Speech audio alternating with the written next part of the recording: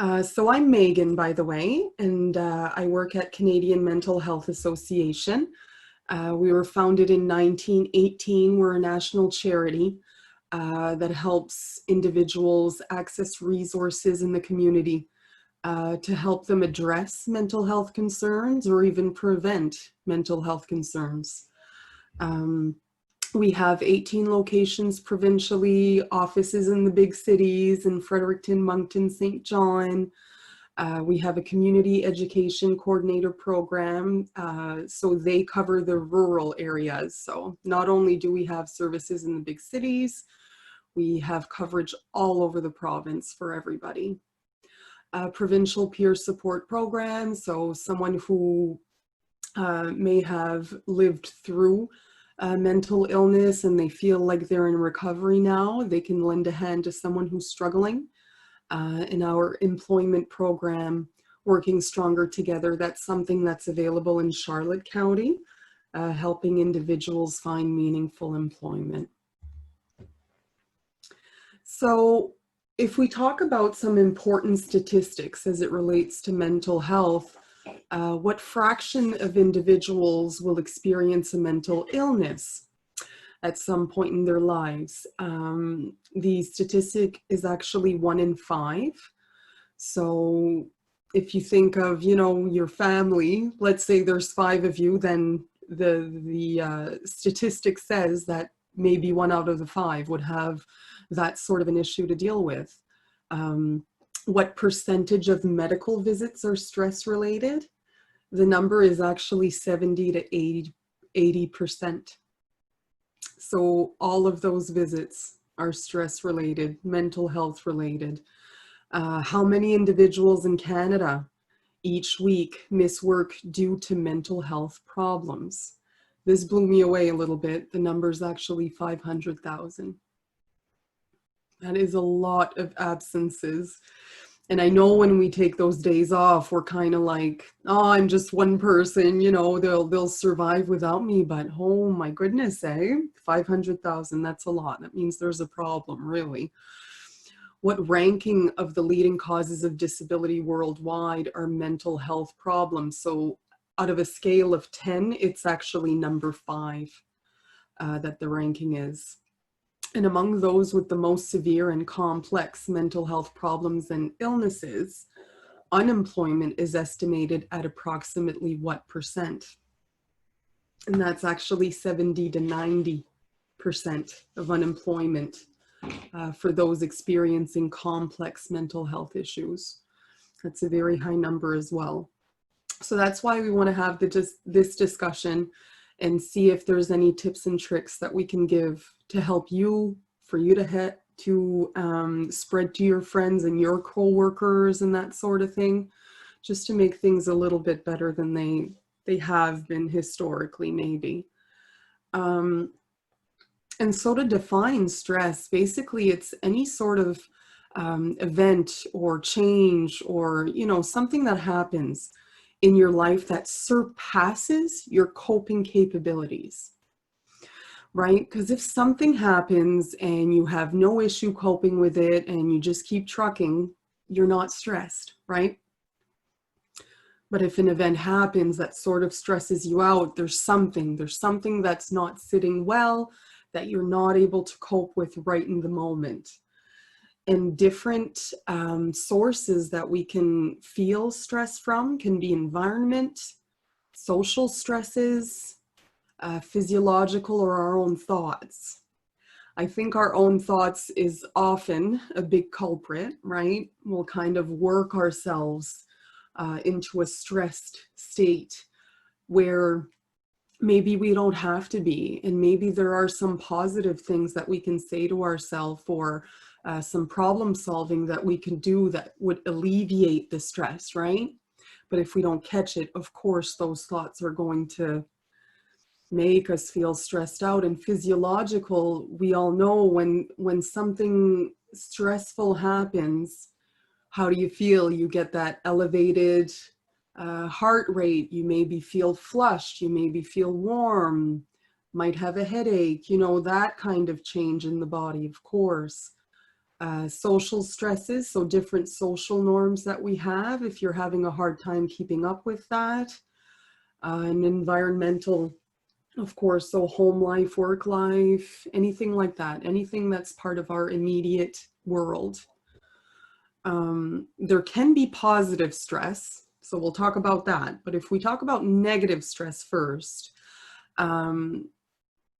you could see headaches, digestive problems, skin complaints. I notice that a lot. People who have complexion issues like psoriasis and that sort of thing, it's brought on by stress, right? Or it's made worse by stress. Insomnia, sleep problems. Stress that's excessive lasts a long time. Or if it's unrelieved, it can have a very negative effect on your mental health, physical health, and spiritual health.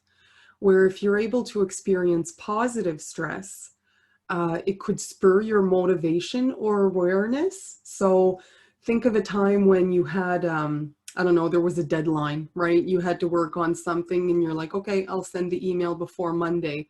And all of a sudden on Sunday night at 7 o'clock, you're like, oh my goodness, I forgot to send it, right? So something like that kind of a stress that just gets you up off the couch, you run over to the computer, you do what you have to do, problem solved, right? So that's an example of how stress can be helpful. It gets you to take action and to take care, to problem solve whatever it is so that it's off your plate. Create stimulation to cope with challenging situations. So think of a crisis. Have you ever been there when there was a crisis and you had to be the one to kind of take control and make sure that everyone was okay, make sure that everyone was calm? Your heart might have been beating out of your chest, right? But on the exterior, you were cool and calm until the situation was over and done with. So that's another example of when stress can be helpful. And it may provide a sense of urgency necessary for threatening situations. So kind of like your spidey senses, I guess, like, is there some sort of an alarm that's going off where you're thinking, you know what, this is not safe, or, this is not beneficial to me. And then you can make your decision to walk away or whatever else the situation calls for, right? In terms of life balance, 58% of Canadians report feeling role overload at work. So too many tasks, not enough time to complete them, that sort of thing. There's a significantly higher prevalence of anxiety and depression in employees working more than 49 hours a week. I can't say that that's surprising. I haven't often worked over 40 hours a week. Every once in a while I have done overtime, and of course those weeks were very challenging. But even just the 40 hours is tough to juggle, right? So I can just imagine how much more stress that those hours would have an impact on. People spend 45 fewer minutes each workday with their families in 05 than they did in 85. So we're seeing that change over the decades, right, of less interaction with our families. It's a combination of things. I mean, I don't think that it's only work that relates to it. It is a factor. But are we eating at the dinner table together anymore? Or are we just kind of doing our own thing and we're scrolling through social media while we're eating our dinner, right? Like those kind of changes. Employee performance, rates of illness, absenteeism, accidents, and staff turnover are all affected by employees' mental health status. Absolutely. So we talked a minute ago about how many people call in and miss work every day because of mental health issues. Of course, that's going to have an impact on your colleagues. I worked at a contact center for a very long period of time, so I might talk about that a little bit during this presentation, just my own experiences with work-life balance. And it was very stressful to us when some of our colleagues were missing. If they were feeling very overwhelmed. And I was on the other side too. I was on the other side of, calling in and just feeling too overwhelmed to go in. You feel physically ill, but hindsight being 2020, when you look back, you're like, oh yeah, I was probably just overwhelmed and stressed and I didn't know how to deal with it. So my body just told me I was sick and that I had to stay home, right? That's what we want to avoid if we can. According to StatsCan, 27% of working adults said they felt a lot or an extreme amount of stress on a daily basis. It's a big number. And 62% of respondents reported work stress as the main reason for their stress. Other stresses that came up in that survey: financial concerns at 12%, not enough time in a day, 12%, family issues at 8%, and other issues at 6%.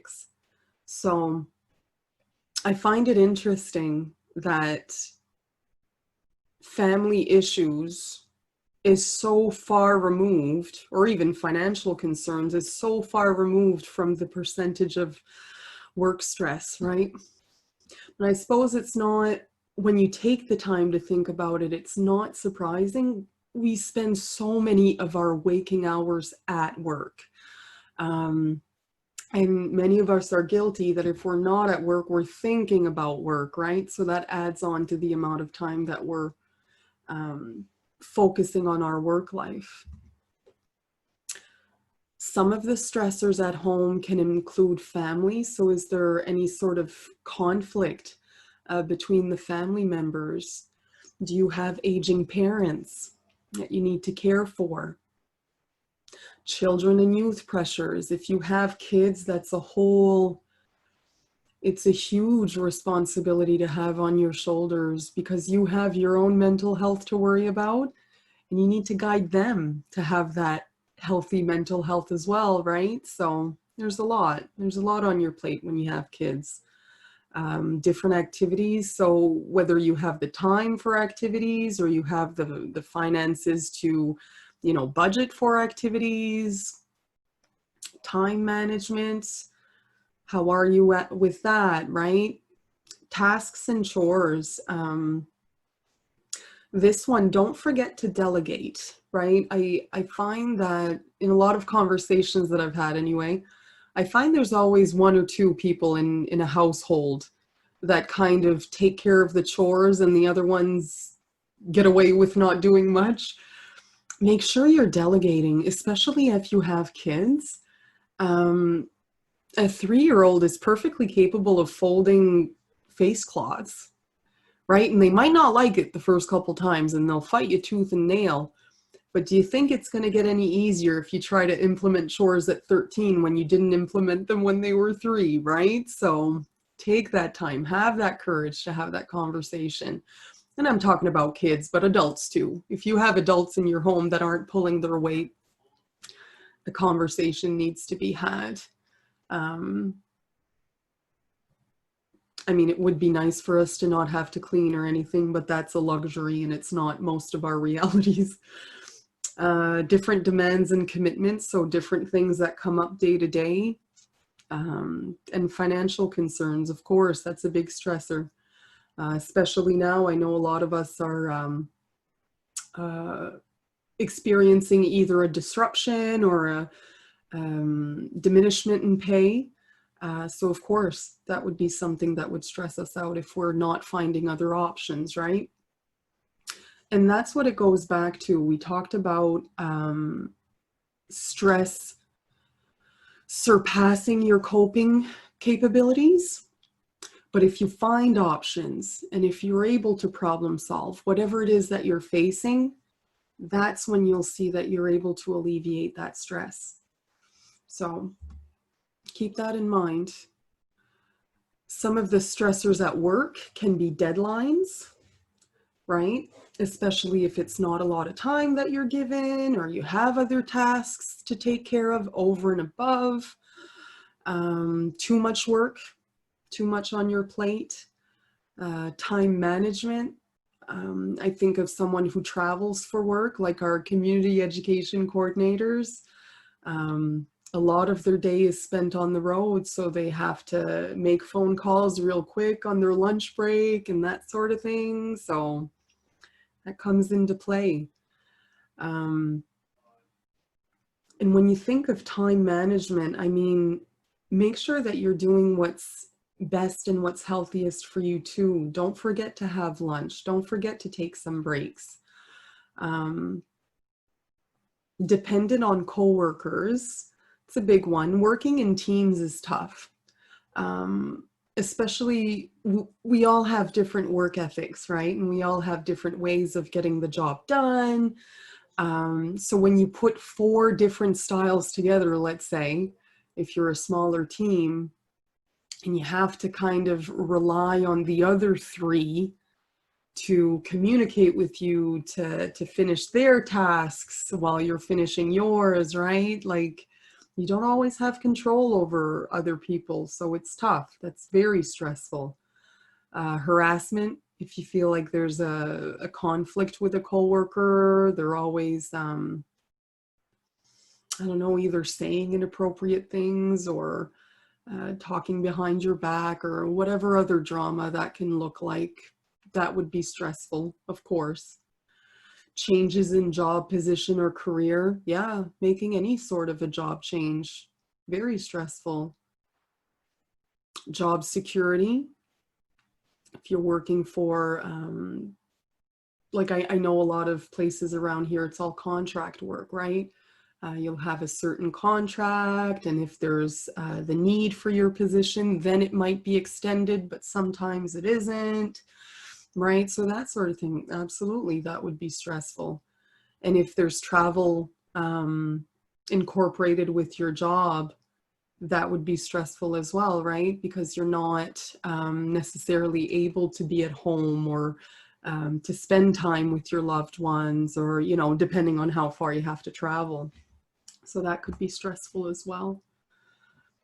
Factors that contribute to psychological health and safety in the workplace would be the job demands, right? So I'm thinking of when I was working at a contact center, we had specific targets on how many of this I had to sell and how many of that I had to complete, and, you know, that sort of thing, how many calls I had to take in a day and how much time I had to be sitting at my desk in a day and that sort of thing. So it's a lot to keep track of, and it can weigh on you if you're not able to kind of cope with it in a healthy way. Requirement of efforts, job control, right? What do you have control over in terms of your efforts and where you want to put them? Reward within job, are you compensated fairly? That's one thing I can say at the contact center. Compensation, absolutely. That kept me there for a long time, the financial security, and it served me well. And I learned a lot while I was there, so I'm very thankful for what I learned. But that would be stressful if you weren't being rewarded for your work. Fairness is the same thing accepted, sorry, not accepted, but expected of me as my colleague, right? Or are they getting a free pass on certain things, or am I getting more compensation for this? And, you know, that sort of thing. And support, do you have that kind of a team, whether it's the management team or your colleagues? Do you have the individuals that you can reach out to if you have a question, if you're unsure about something? Yeah, so that, of course, it would be stressful if you didn't have that support. I'm sure we've all worked in a place like that, right? Where we didn't, and we know how stressful that is. So what is work-life balance then, right? Could it possibly be something different to each of us? And is it simply balancing time spent between the two? Are there any thoughts on that? Feel free to type in if you have any thoughts about that so far. I will say, I mean, simply put, of course, there has to be some sort of a balance of time between the two. And what I find is a lot of people struggle is that they'll think of work after shutting down the computer for the day, right? So you still have work on the mind and you're still thinking of initiatives and things you could do tomorrow and, oh, I need to email this person when I get in and that sort of thing. Is it really serving you to think of it outside of work hours? Like, what control do you really have in that moment at, 6 o'clock on a Thursday? What can you really do until you start work the next day, right? So is there a way that you can let that go maybe?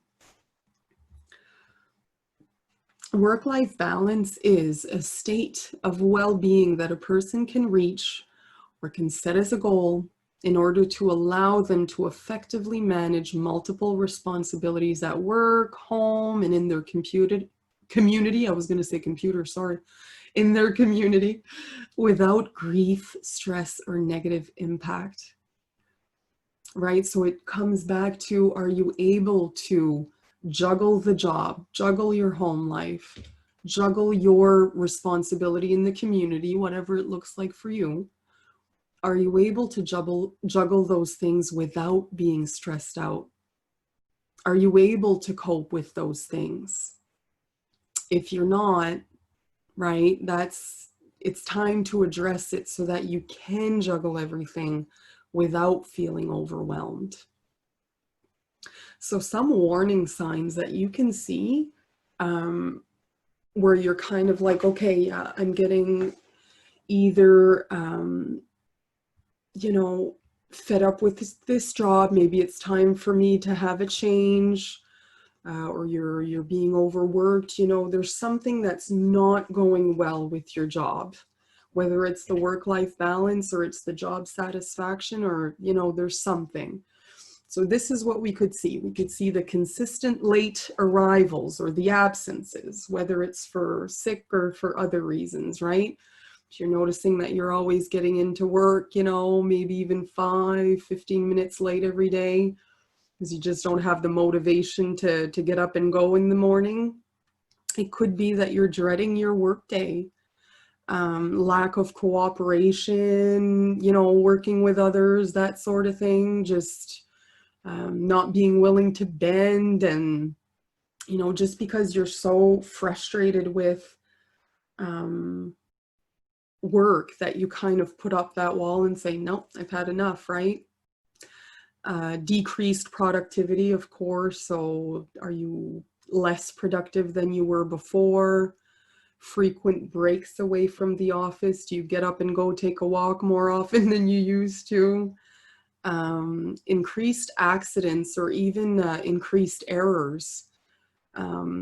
If I take the example of the call center again, I wouldn't have experienced an accident because it wasn't physical work, but there could have been mistakes made, right, on a client's account or something like that, because your mind is not completely focused. Frequent complaints of tiredness or unexplained pain. Of course, stress can bring on some pain, right? So, and make us feel tired, of course, when we're overwhelmed.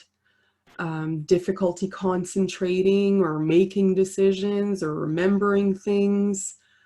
Making excuses for missing deadlines or poor work, less interest in work.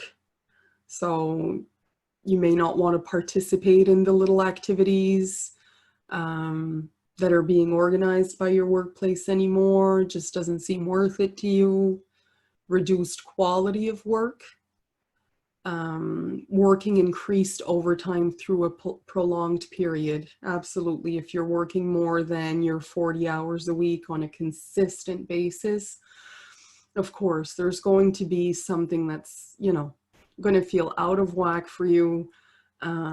It's going to show up in one way, shape, or form. Whether it comes up in your work life or in your home life, that's a different story. But there's going to be something that's going to be a little unbalanced, right?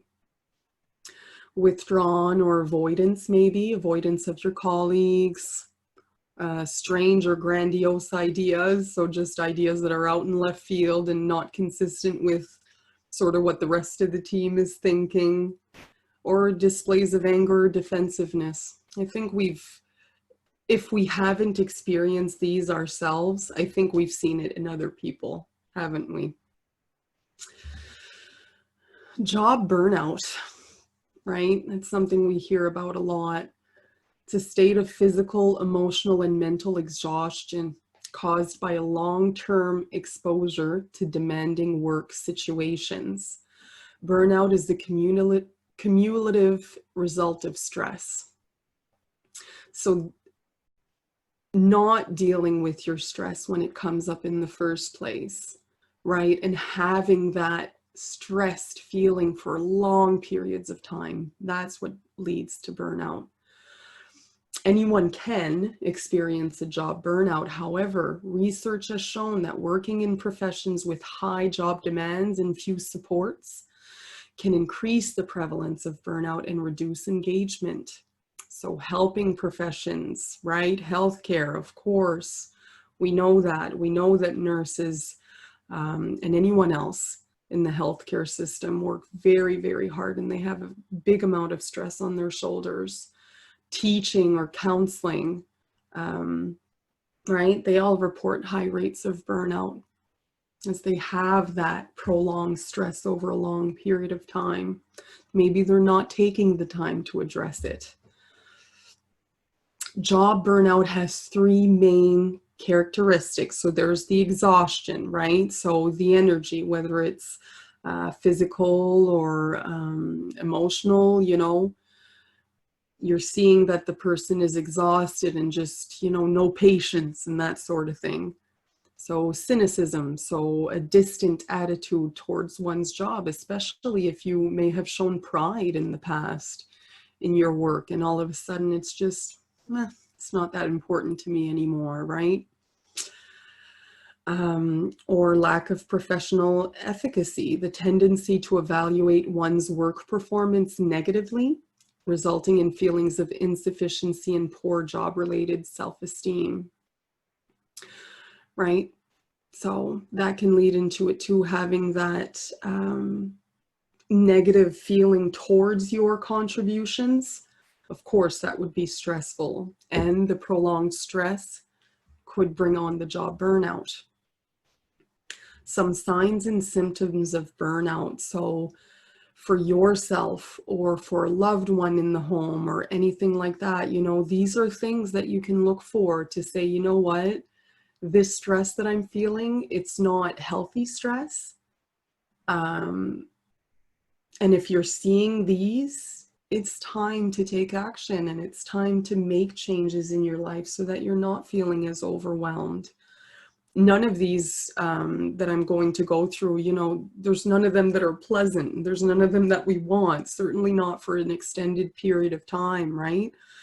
So if we look at the physical, right, we talked about the exhaustion, headaches, increase or decrease in appetite, right?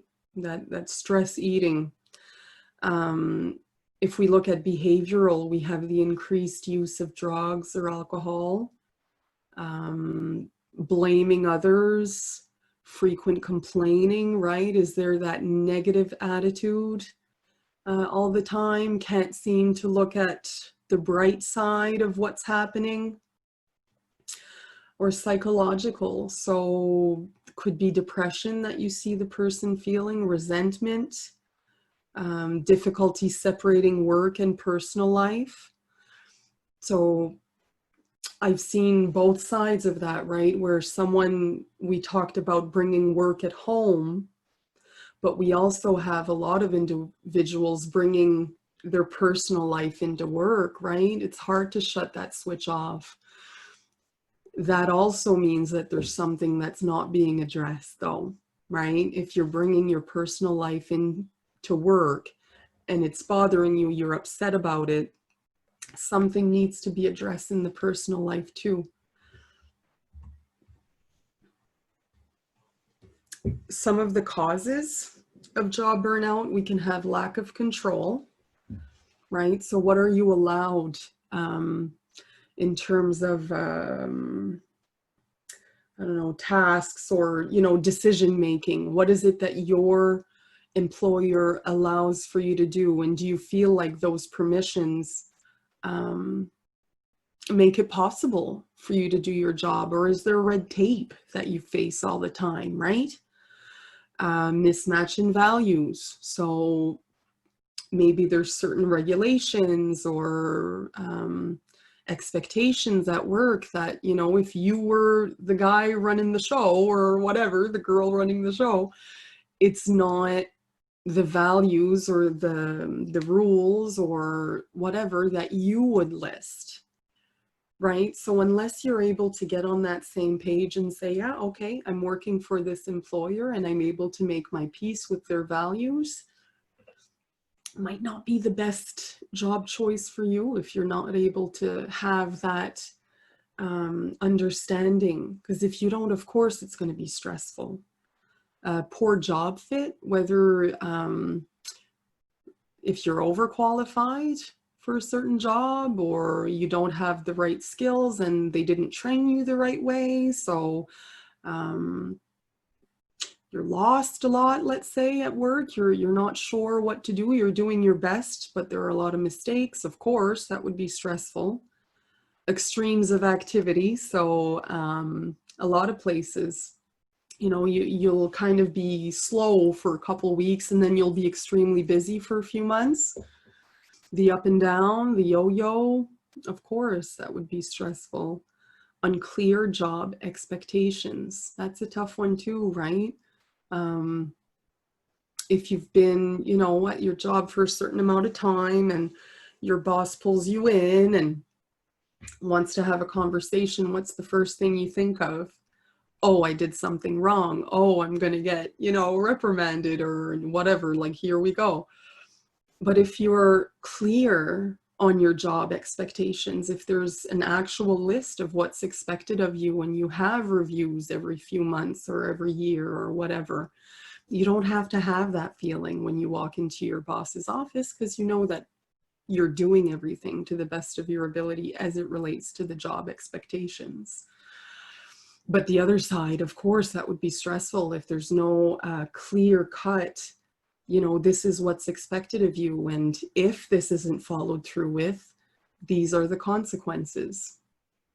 The other side too, right? If you do achieve all of this, these are the consequences. So this is the compensation that you could receive, right? It can be the other way. It can be positive. And dysfunctional workplace dynamics. A couple places that I worked at, of course, and I'm sure all of us have, whether it's a younger crowd or whatever the case may be. There could be a lot of drama going on and that sort of thing. And, just not a great professional work environment. So of course that would be stressful as well. So how to prevent burnout?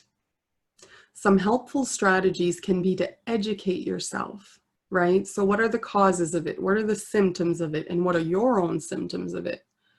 And educating yourself can look like a lot of different things. It can be like the session that we're having today. It can be maybe reaching out to a professional, like a counselor or something like that. If you feel like you're really overwhelmed, that's another way that you can educate yourself. Are there self-help books that you can read, right? Videos, all sorts online, I'm sure. So that sort of thing. Take the time to educate yourself about it. Identify and practice affecting coping strategies, right? So I actually want to do one together now. I want to do a breathing exercise, just so we can see how differently we might feel after it. I'm going to be counting, so try to follow me if you can take that deep of a breath. And if you can't because you have asthma or whatever, don't worry about it. Just do your best. But we're going to inhale together, we'll hold, and then we'll exhale together, okay? So in, 1, 2, 3, 4. Hold. 3, 4. Exhale. 1, 2, 5, 6, 7. Again, in. 3, 4, 5, 6, 7, 8. Hold. 1, 2, 3, 4. Exhale. 1, 2, 3, 4, 5, 6, 7. One last time. In.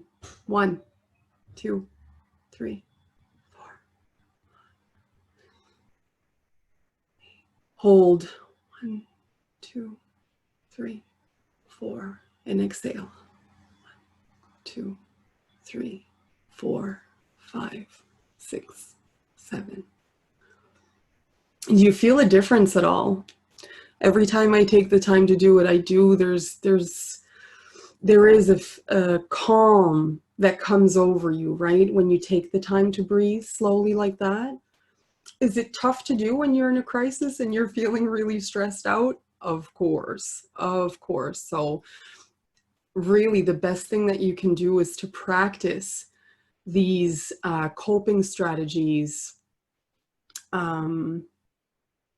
when you're not feeling in distress, or certainly not to the max. You know, you're not a 9 or a 10. You're just maybe, I don't know, you hear the kids arguing for the 50th time today, and you're going to go tell them, what did I tell you about arguing, right? You're getting ready to go do that.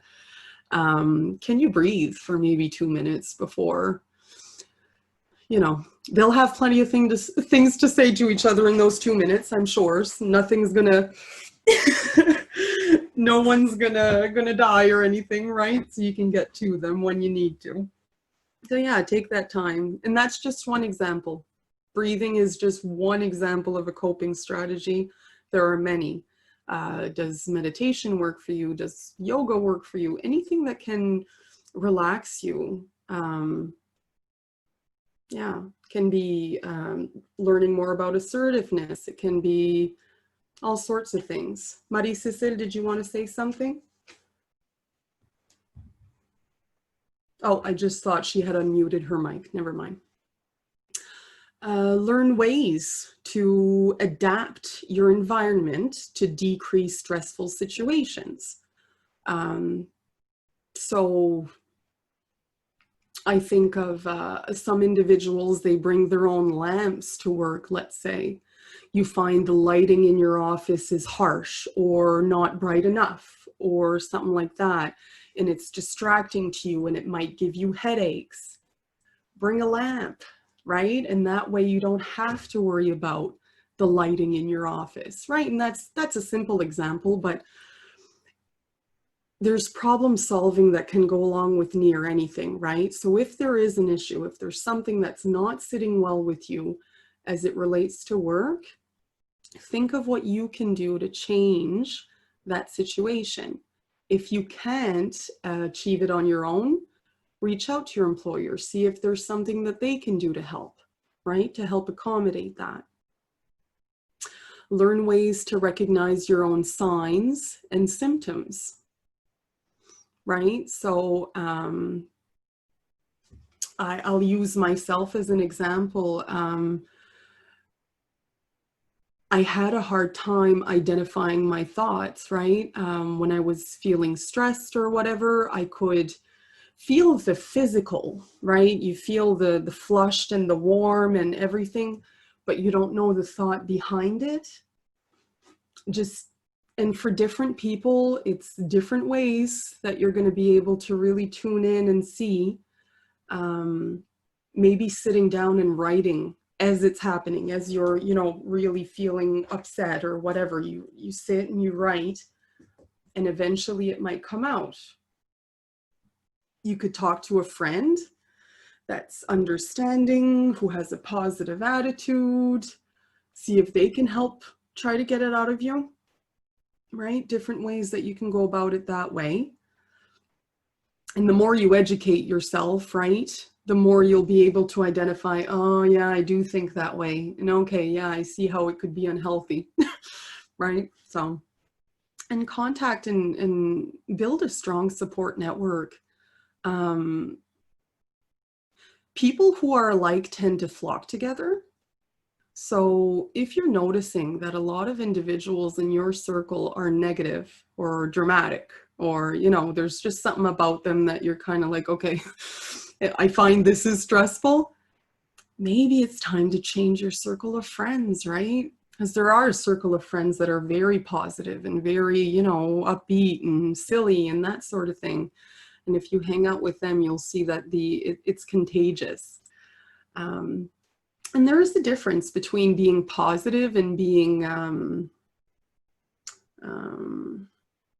shoot, I can't think of the right word, but like unrealistic and not thinking about problems. That's not what positive means. You do see the issue, but you believe that the best outcome may happen as opposed to the worst outcome is going to happen, right? So it's not that their head is in the clouds. It's just that they're able to look at the situation and say, yeah, you know what, I'll be able to fix it whatever way I get to it. Helpful strategies, some more. So practicing regular self-care. What is it that you do for yourself? And that's something that should be happening every day, every single day. I mean, we all brush our teeth, we all take a shower, we all eat every single day. What about practicing mindfulness when you do those things? Taking the time to really feel and enjoy and study the different sensations, right? So the taste and the smell and the touch and the sound and that sort of thing.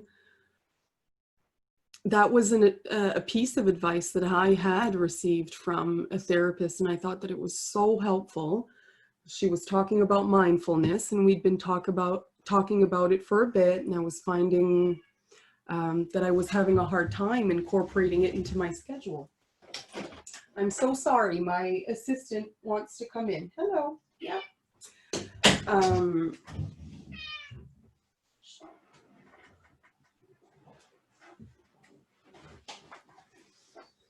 I completely lost my train of thought. Marie-Cécile, what was I saying?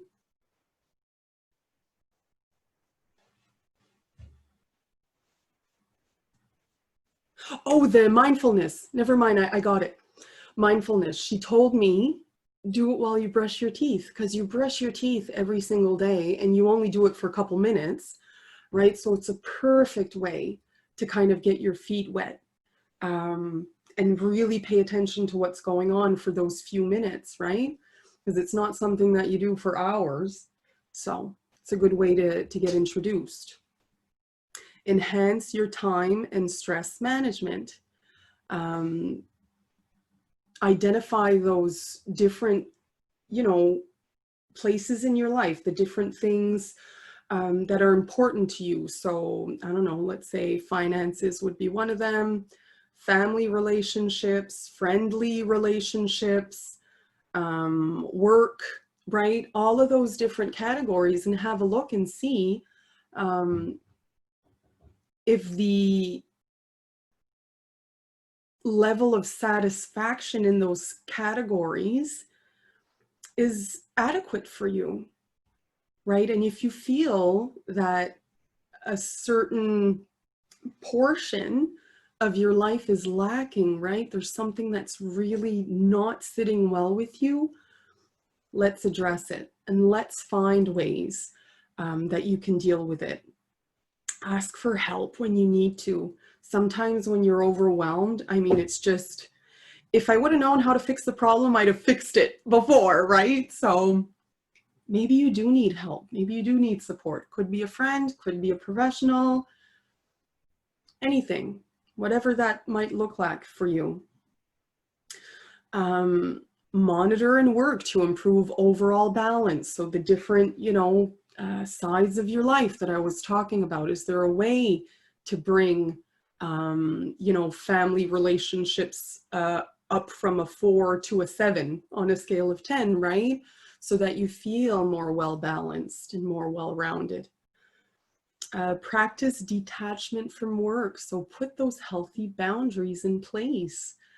Are they asking too much of you, your work? Is there something you can delegate too? After work hours, though, really, there has to be, if you haven't found that balance yet, like there's got to be something that can be done for you to detach. So does that mean to turn off your devices, especially for the ones that are working from home right now? Is it to turn off the devices, not hear the notifications so that you're not tempted to run and answer the email, right? Learn to know yourself and what it is that you can carry on your shoulders. You know, my spouse has and can work 60, 70, 80 hours a week, and he does it very well. His work is amazing, but of course he misses out on the home life, right? So that's one thing that he's learning to balance. But my point is that even though he works that amount of hours, he hasn't been anyway. I suppose it might be that way if he continues, but he's not at risk of a burnout because it is something that he can handle, right? So everyone's different in that respect. Learn to know what you can handle, what you can carry, and participate in professional activities that provide you with support, like this one today. There's all sorts of things that are offered like this that are free to the community, that are helpful to you. Much more helpful than just scrolling social media, let's say. Other ways to build mental wellness. So manage your stress. Take the time that when something is stressful, something's not sitting well with you, take the time to address it so that it stays managed and it doesn't go up to a 9 or a 10 all the time. Exercise regularly. And it doesn't have to be vigorous, right? It can just be a leisurely walk, especially if you're just starting out and you want to get a little more active. It's scientifically proven that endorphins are released in the body. You feel better when you're active. Make sure to incorporate that in your day. A healthy diet, of course. So not having, because if you're eating the unhealthy foods and the junk foods, the salty and the sugary foods, you're going to have those spikes in energy. But when you're feeling low, you're going to be even more stressed out, right? The more tired you are, the more susceptible you are to your emotions and your feelings, and the more you can kind of feed into the negativity. Whereas if you have a healthy diet, your energy doesn't spike as much, right? Not high and low, but maybe just a little bit throughout the day. Improve your self-esteem if that's what you need. Often when we have a low self-esteem, you know, I talked about maybe, you know, assertiveness a little earlier, wanting to speak with, let's say, your manager about something that's not sitting well with you. If you have a low self-esteem, that's a tough thing to even think about. Like, I'm not going to talk to my boss. I'd rather, you know, stab myself in the eye or whatever, right? If you can improve your self-esteem, if you can work on being assertive, there's a lot that you can get out of that, and for yourself, but also for everyone else around you. They're going to know exactly, you're going to have a better idea of who you are and what your boundaries are and what's important to you if you're able to be assertive. And the relationship will be much more honest. Adapt to changes, right? So are you reactive when there's a change? Are you resistant to change? Or are you able to kind of just bend and go with the flow when there are changes? A boss of mine and I were talking about this years ago. When I was working at the contact center, we were kind of talking about job expectations and that sort of thing. And she used Tim Hortons as an example. And I agree with her. I knew exactly what she was saying. You know, if you think of 20 years ago, what was on the menu, and today, what's on the menu, and they're still making minimum wage. I mean, minimum wage was different back then than it is now, but it's still minimum wage. And there's a lot more added to these individuals' plates, right? Their role looks a lot different than it did back then. If you're not able to adapt well and healthily to that, of course you're going to be stressed. And of course you're going to feel negative and defeated about a lot of things as it relates to work, right? Deal with the emotions. So live them.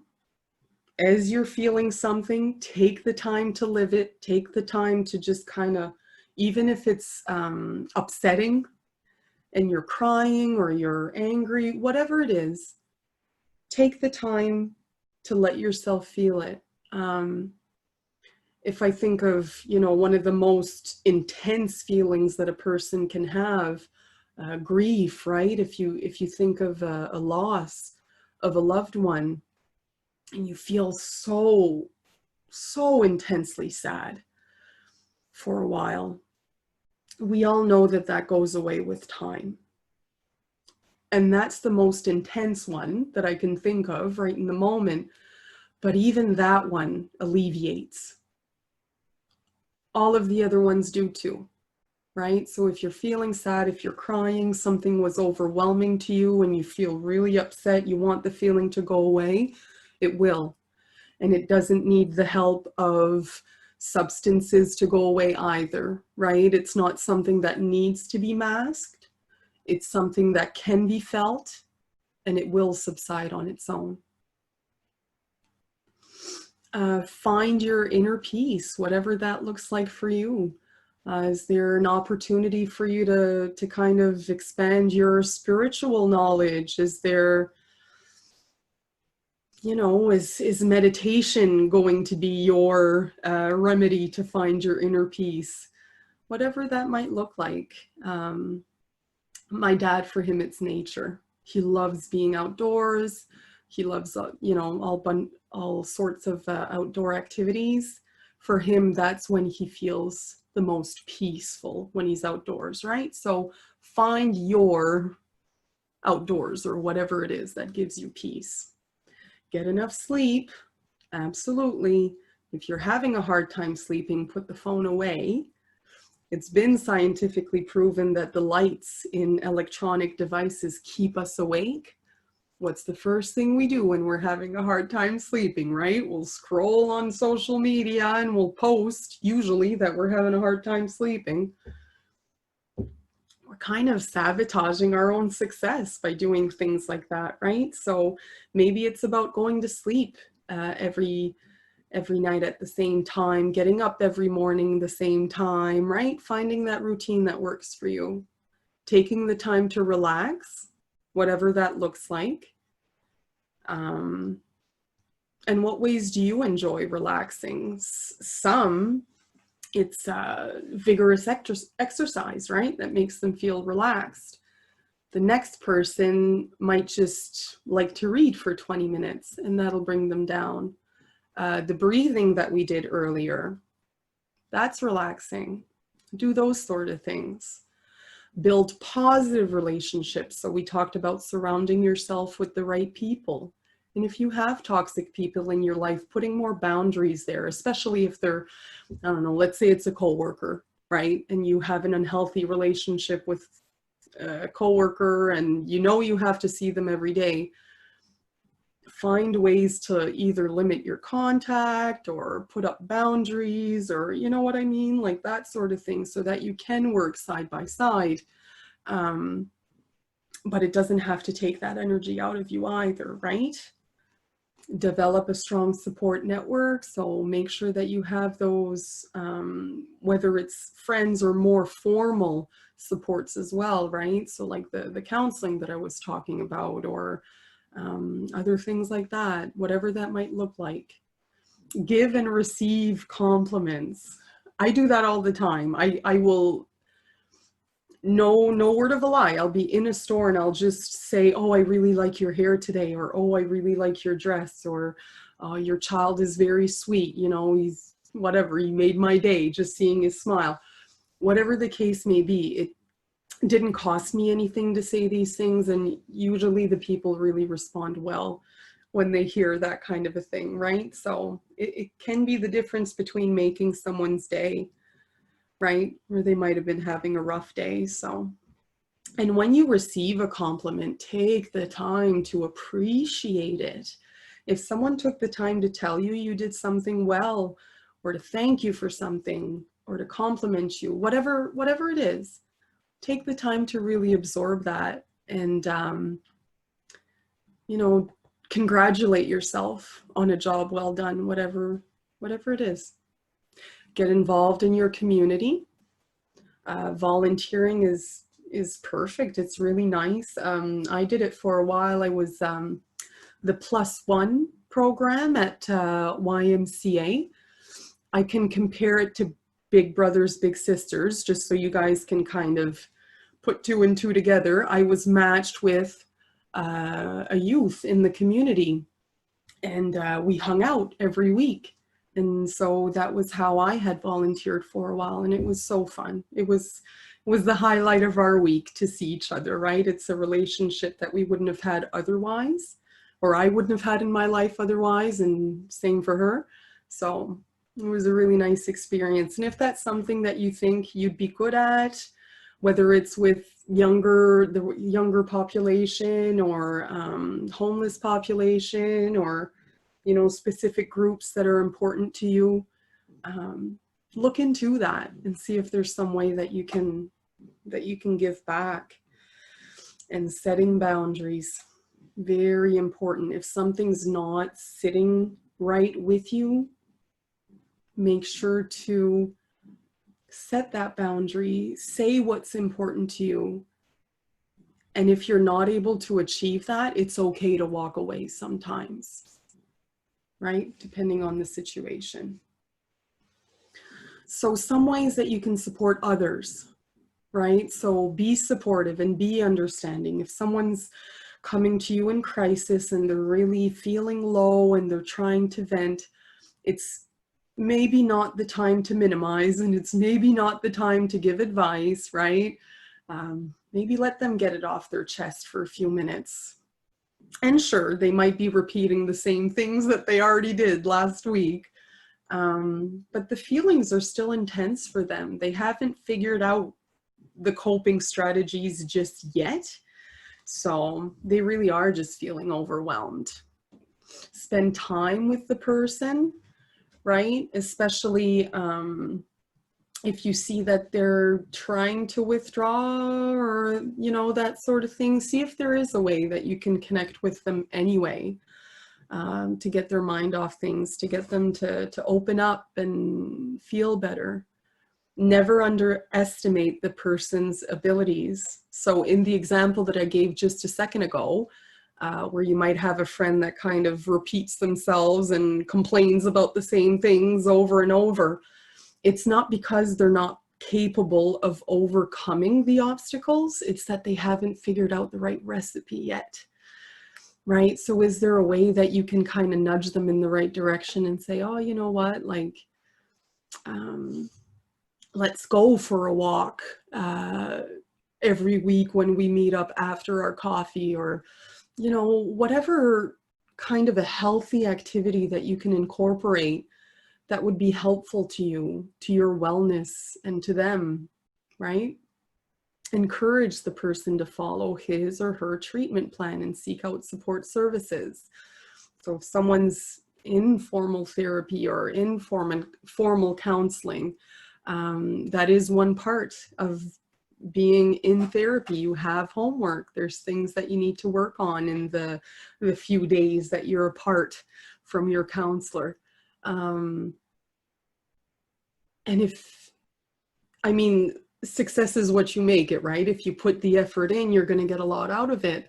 But if you're not doing your homework, and if you're not stepping out of your comfort zone and taking their suggestions and really running with it, you're just slowing down the recovery process, right? So if you have an individual in your life that, you know, they were okay to share with you, and you know that they have homework and it's a certain thing and you know they're not doing it, maybe call them on it nicely from a kind place. But yeah, just reinforce that their therapist is there to help them, and they should want to help themselves too. They're definitely worth it. Become informed about mental illness. So if you have someone in your life that's been diagnosed, or that are showing, you know, strong symptoms, they might not have gotten diagnosed yet, but they're sort of in that process, educate yourself. The more you understand about it, of course, the better support you can be to that person, and the more peace that you can feel within yourself as well, and not take their behavior so personally. And a lot of the behaviors can be negative and upsetting. So that might be something to look at. Crisis training, self-help, individual counseling will help you become a better support person. So myself, I use myself as an example because I've been in counseling and therapy, and I've seen different professionals for my own mental health. And I absolutely feel stronger today, and I feel much more well equipped to help others as well, should they need it. Make the person's safety your priority. Of course, if they're going through a rough time and you feel like their safety or your safety is at risk, call, you know, 911 or the police or whatever the case warrants. Don't be afraid to reach out for that help to keep yourselves safe. And learn and know about community resources. So we at Canadian Mental Health Association, we're a community resource. So you know about us, so that's good. There's so many others in the city, and there are a lot that are geared towards certain populations, right? So if you have, I don't know, individuals who are experiencing domestic violence, right? There's organizations that can help with that. Crossroads comes to mind.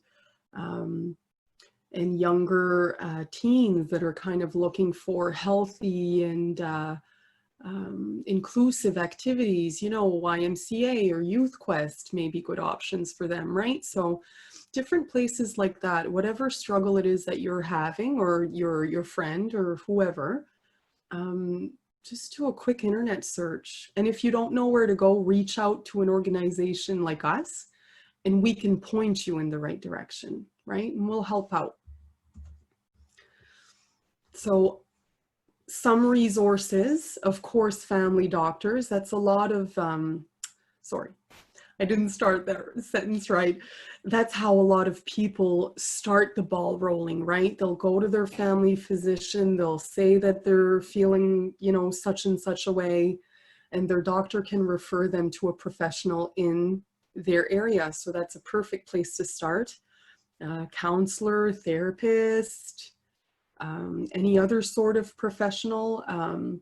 I know that last week, for example, for Mental Health Week, we had a lady life coach that specializes in decluttering, right? She came and spoke for us. She did a session like this. So is that maybe a professional that could help you with what you're looking to achieve? Is it a spiritual guide that would help? Friends or family and a mentor or life coach, something like that, just to help keep you on track and keep you motivated. And other resources that we have. So we have different hotlines. So provides a listening ear and helpful information. There's CMHA. So if you feel you're in crisis, and that if you feel that you're in crisis in terms of, you know, mental health symptoms, you're really feeling overwhelmed and you're having maybe even dark thoughts, that sort of thing. You can call these individuals, and they'll help guide you. They'll determine if you're safe, and help you maybe work out a little plan to, you know, to provide some guidance in the hours or the days following that phone call. There's Kids Help Phone. Here it says the Fredericton Sexual Assault Crisis Center, because my colleague in Fredericton created this PowerPoint, but there is one in Moncton as well.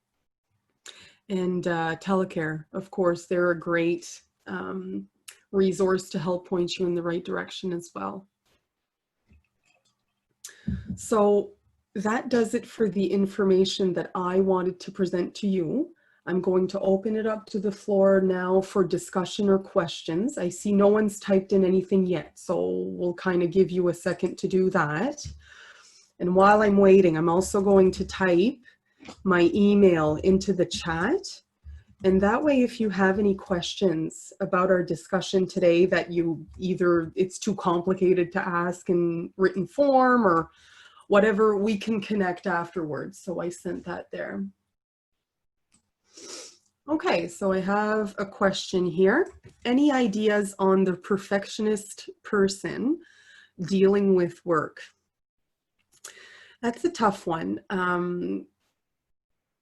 because without even having to worry about your boss being hard on you, you're already being hard on you, right? So how is it serving you to want to do everything so perfectly? How is it serving you? Are others really noticing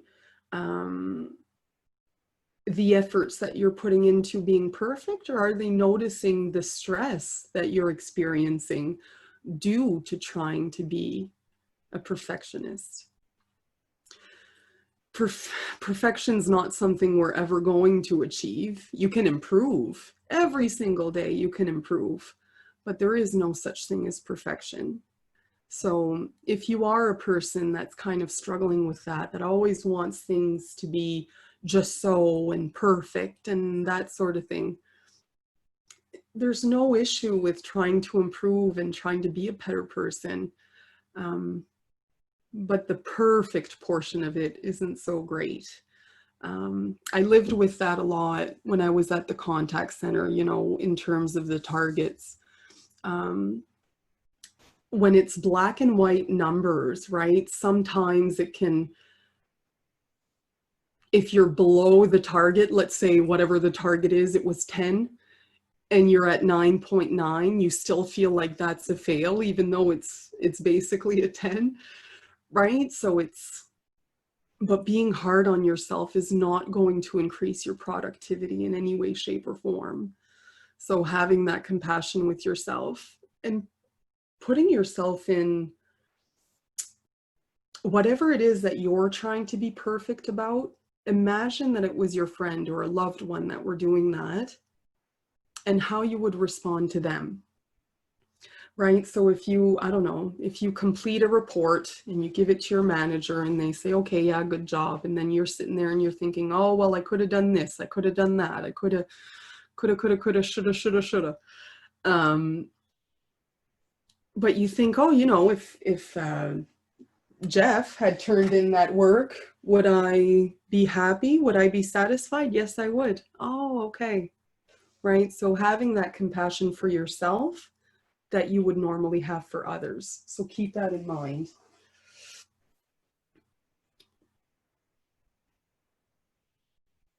I hope that answers. Are there any other questions? You guys are pretty quiet. Usually I have a lot of questions and things that people want to discuss. I'll give you another second.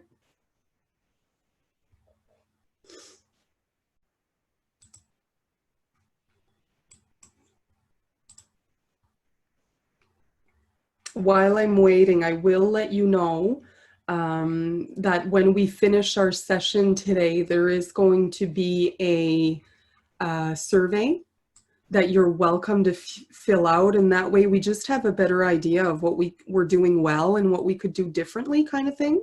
So you're more than welcome to fill that out. Thank you. You hit the bullseye. Good. Good. I'm glad you found that helpful.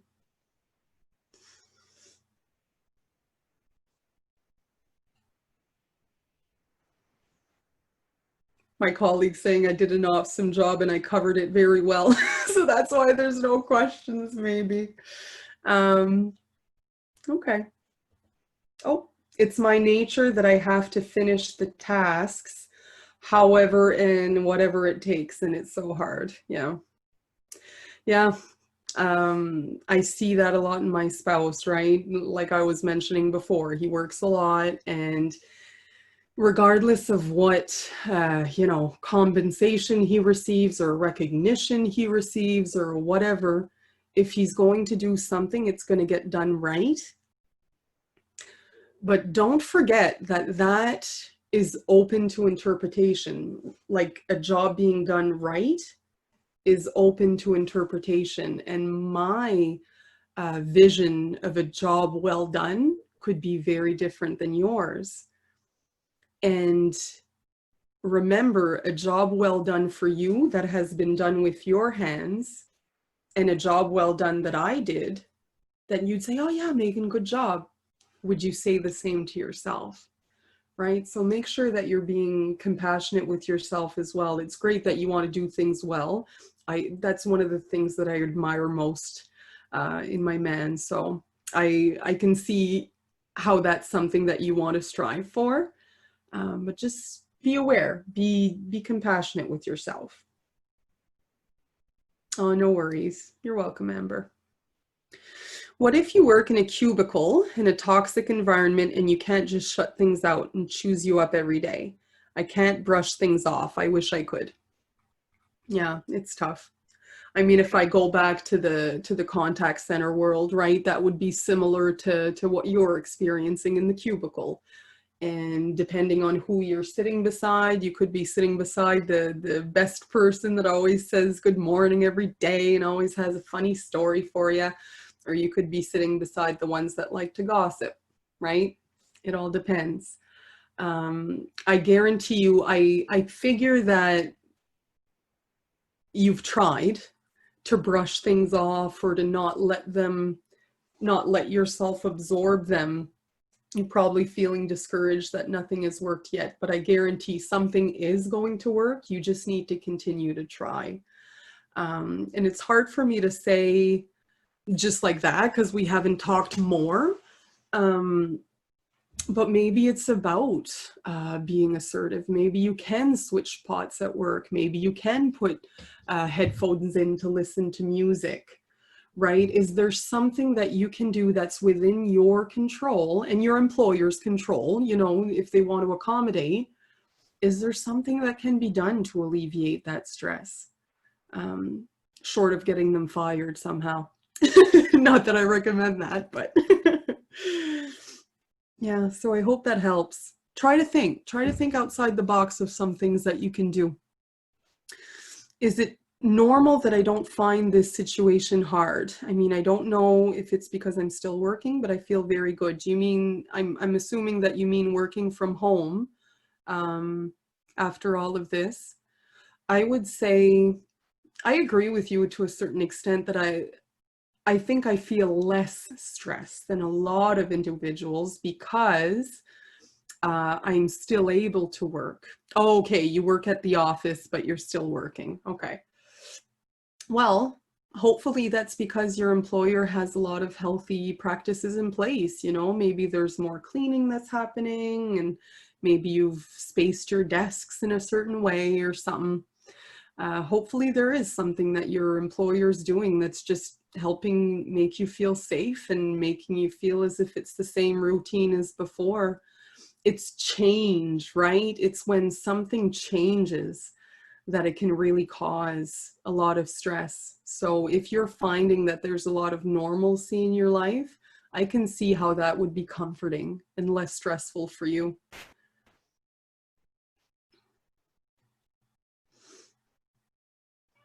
Okay, so I'm assuming you're the same person that said that you're in a toxic environment and you have reached out to HR for help.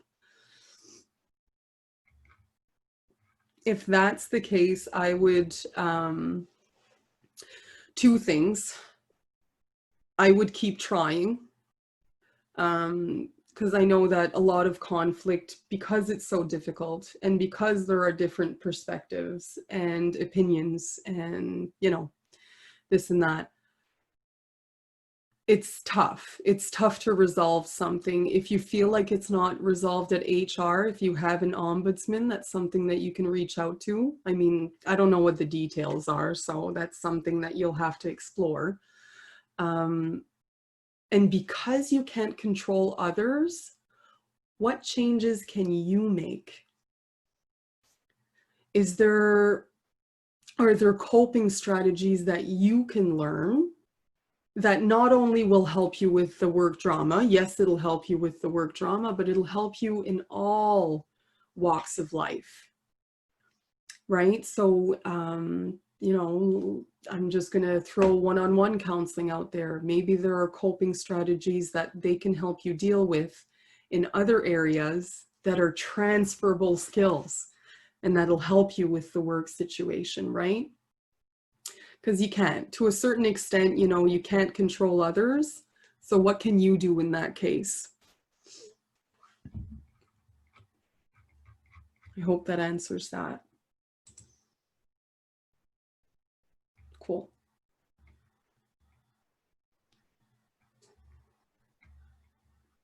I need to do it perfect, and I can't find enough appreciation from my employer. That's an interesting one. I felt the same way. That's why I say that it's interesting. I felt the same way for a long period of time. Sorry, my assistant wants to leave. Yeah.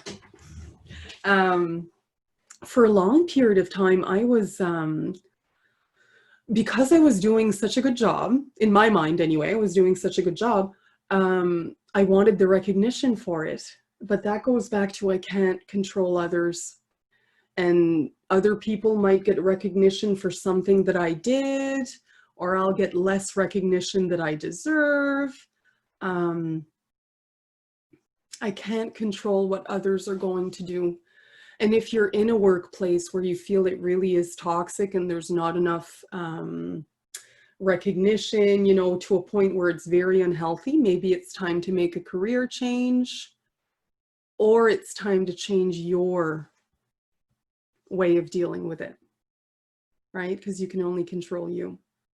So something to consider. I struggled with that one for a long time. It's not something that goes away quickly. It takes years to shift that thinking and to say, you know what, like, I wish that I could get recognized for this good work that I'm doing, for all the hard work that I'm putting into this, but you can't control the others. So, well, great. Those are really good questions. Thank you guys for participating. I think we'll end things there. Like I say, there's that survey that's going to come up, so please fill that out. We would appreciate that. And please join us for other webinars. We'd love to see you guys again. All right, take care.